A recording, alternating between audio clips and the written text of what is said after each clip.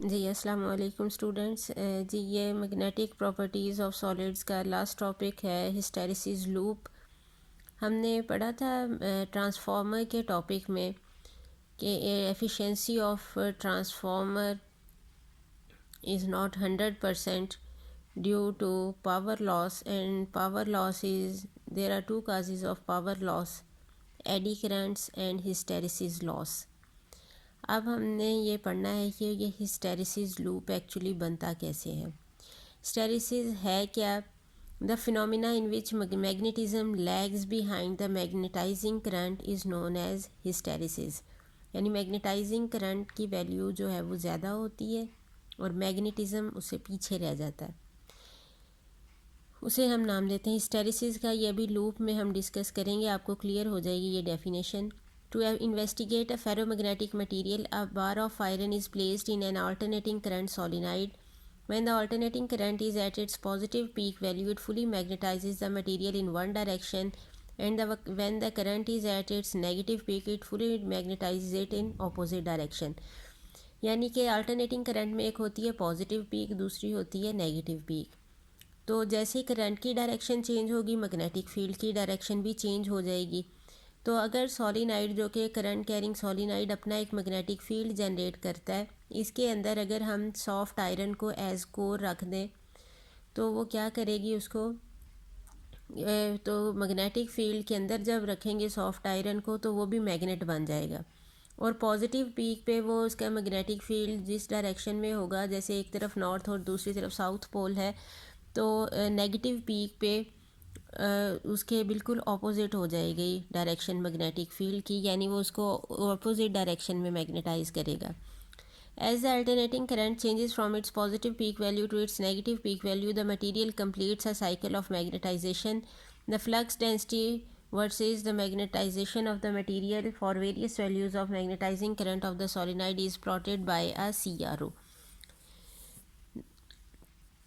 The portion OA of the curve is obtained when the magnetizing current is increased. अब देखें कि इस तरह से हमारे पास होता है और जो AC साइकिल ये होता है, ये इस तरह से। हम एक सोलिनाइड के अंदर हमने रखा है सॉफ्ट आयरन कोर को, उसका मैग्नेटाइजेशन कर्व ड्रा किया है। जब करंट इंक्रीज़ होगा फ्रॉम ज़ीरो टू मैक्सिमम, तो magnetic field intensity directly proportional होती है करंट के। जब करंट इंक्रीज़ होगा तो मैग्नेटिक फील्ड भी स्ट्रॉन्ग होता जाएगा और मटेरियल मैग्नेटाइज हो जाएगा। ये जो कर्व है ओ ए, ये शो कर रहा है मैग्नेटाइजेशन को। ये एक तरफ हमने लिए मैग्नेटाइजेशन, दूसरी तरफ करंट, यानी जैसे जैसे करंट बढ़ रहा है वैसे वैसे मैग्नेटाइजेशन भी बढ़ रही है। जब पॉइंट ए पे मटेरियल पहुंचता है तो हम कहते हैं मटेरियल फुली मैग्नेटाइज हो गया, यानी वो कम्प्लीटली तौर पे मैग्नेट बन चुका है, उसकी जितनी डोमेन्स हैं वो सारी अलाइन हो चुकी हैं। इसके बाद देखिए करंट पे डिक्रीज़ होता है फ्रॉम मैक्सिमम टू ज़ीरो। अब करंट के को जो है वो डिक्रीज़ होगा, करंट की वैल्यू पीछे की तरफ डिक्रीज़ होगी। अब देखिए करंट हमने डिक्रीज़ किया, साथ ही उसकी जो डोमेन्स अलाइन हुई थी तो दोबारा से रैंडम होना शुरू हो जाएंगी। लेकिन देखिए करंट ज़ीरो पे आ जाता है, मटेरियल अभी भी मैग्नेटाइज्ड है, यानी उसमें कुछ डोमेन्स अभी भी ऐसी हैं जो अलाइंड हैं। ये हमने पढ़ा था पिछले टॉपिक में कि फेरोमैग्नेटिक मटेरियल में डोमेन्स अलाइन हो जाती हैं जब हम उसको मैग्नेटिक फील्ड के अंदर रखते हैं, यानी कि सबकी एक ही डायरेक्शन हो जाती है। कि करंट हम ज़ीरो भी कर रहे हैं, अभी भी कुछ ना कुछ डोमेन्स अलाइन हैं। फिर हम क्या करते हैं, करंट किधर इंक्रीज़ करते हैं, नेगेटिव पी की तरफ जाता है। अब देखिए करंट नेगेटिव होना शुरू हो गया और फिर मटेरियल इस पॉइंट पे आके, ये नेगेटिव करंट पे आके मटेरियल जो है वो डीमैग्नेटाइज हो रहा है, यानी दोबारा से उसकी डोमेन्स रैंडम हो रही हैं। ये पॉइंट, ये नेगेटिव करंट को हम जिस पे डोमेन्स दोबारा से रैंडम हो जाती हैं, इसे हम नाम देते हैं कोर्सिव करंट का। और ये इसी तरह जब हम ये यहाँ करके आएगा तकरीबन ये करंट, जिसको हम कोर्सिव करंट कहेंगे। नेगेटिव पीक पे जाके डोमेन्स दोबारा से अलाइन होंगी, लेकिन अब उसके ऑपोजिट डायरेक्शन में होंगी, यानी एक तरफ पहले पॉजिटिवली मैग्नेटाइज हुआ था, अब मटेरियल नेगेटिव डायरेक्शन में मैग्नेटाइज हो जाएगा। इसके बाद हम दोबारा से नेगेटिव पीक से करंट को इंक्रीज़ करेंगे टूवर्ड ज़ीरो, और ये देखें मटेरियल दोबारा से जो है वो करंट ज़ीरो हो गया, यानी करंट ज़ीरो पे आएगा। करंट ज़ीरो हो गया, मटेरियल अभी भी मैग्नेटाइज है। जैसे पॉजिटिव डायरेक्शन में स्टिल मैग्नेटाइज था, इसीलिए इसी तरह नेगेटिव डायरेक्शन में भी कुछ देर के लिए मटेरियल मैग्नेटाइज रहेगा। दोबारा से पॉजिटिव पीक आएगी, फिर से दोबारा से मटेरियल मैग्नेटाइज होना शुरू हो जाएगा। इस तरह एक कंप्लीट लूप बनेगा, इस लूप को हम नाम देते हैं हिस्टैरिसीस लूप का। इसमें देखें मैग्नेटिज्म पीछे रह जाती है करंट से। करंट ज़ीरो हो गया, मैग्नेटिज्म अभी ज़ीरो नहीं हुई, वो अभी भी मटेरियल मैग्नेटाइज्ड है। इसी फिनोमिना को हम नाम देते हैं हिस्टैरिसीस का। The portion AOA of the curve is obtained when the magnetizing current is increased and AR is the portion when the current is decreased. ये OA पोर्शन किस वक्त है? जब करंट इंक्रीज़ हो रहा है ज़ीरो टू मैक्सिमम। और AR portion किस वक्त है? जब करंट डिक्रीज़ हो रहा है। It may be noted that the value of flux density for any value of current is always greater than the current is decreasing than when it is increasing. That is, magnetism lags behind the magnetizing current. This phenomena is known as hysteresis. Saturation क्या है? The magnetic flux density increases from zero and reaches a maximum value.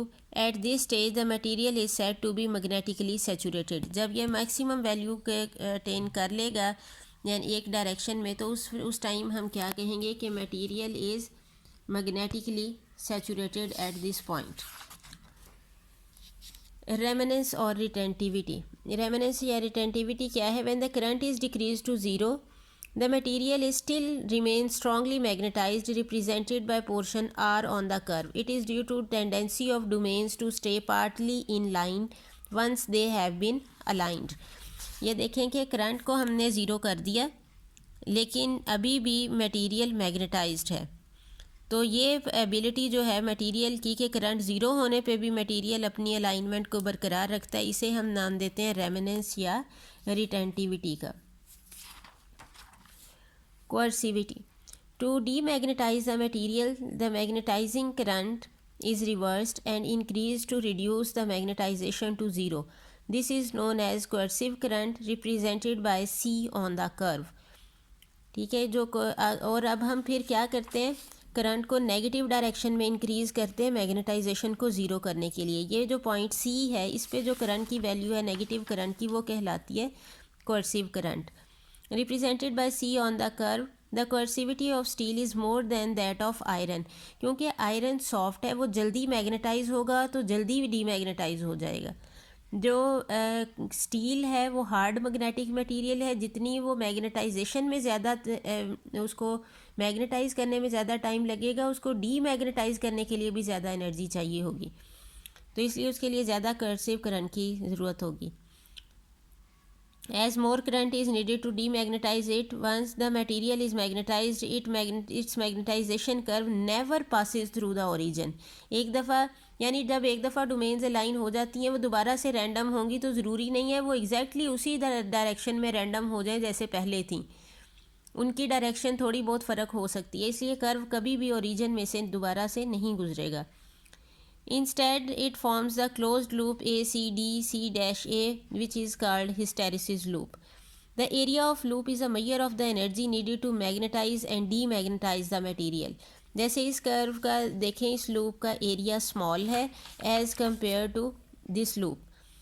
ठीक है, तो जितना loop area small होगा, इसका मतलब ये है कि मटेरियल को मैग्नेटाइज और डीमैग्नेटाइज करने के लिए उतनी कम एनर्जी चाहिए। This work that is done against friction is dissipated as heat. This is called hysteresis loss. Hard magnetic material like steel cannot be easily magnetized or demagnetized, so they have large loop area than soft magnetic material such as soft iron. The energy dissipated per cycle for iron is less than for steel. The suitability of magnetic materials can be studied by taking the specimen through a complete cycle and drawing the hysteresis loop. हमें hysteresis loop से पता चल सकता है कि कौन सा material किस चीज़ के लिए सूटेबल है। जैसे जो हार्ड मैग्नेटिक मटेरियल है वो जल्दी डीमैग्नेटाइज नहीं होते, तो अगर हमने कहीं पे मटेरियल को परमानेंट मैग्नेट बनाना है तो फिर उसके लिए हार्ड मैग्नेटिक मटेरियल यूज़ करेंगे। अगर हमने जैसे ट्रांसफार्मर की कोर लेनी है, गैल्वानोमीटर में कोर मटेरियल लेना है, सोलिनाइड की कोर लेनी है, तो उसमें सॉफ्ट मैग्नेटिक मटेरियल लेंगे ताकि एनर्जी लॉस कम हो। Permanent magnet is a material with highly retentivity and large coercive force would be suitable to make a permanent magnet. Cores of electromagnets. The cores of electromagnets used for alternating current, whereas where the specimen repeatedly undergoes magnetization and demagnetization should have narrow hysteresis curve of small area to minimize the waste of energy.